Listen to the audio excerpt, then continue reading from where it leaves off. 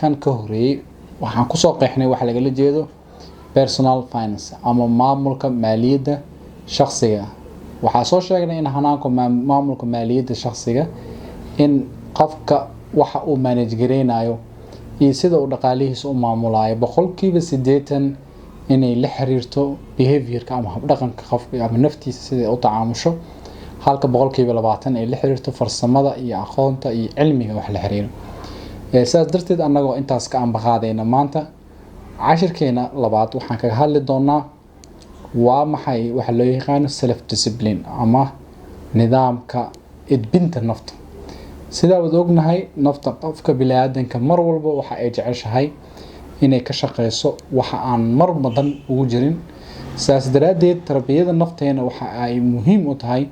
si aan u gaarno ahdaaftii iyo yoolalkii aan hiigsaneynay inaan marka hore nafteena ka soo adkaano soo tarbiyano maamulka maaliyadda shakhsiga edbinta nafta muhiim ayuu u yahay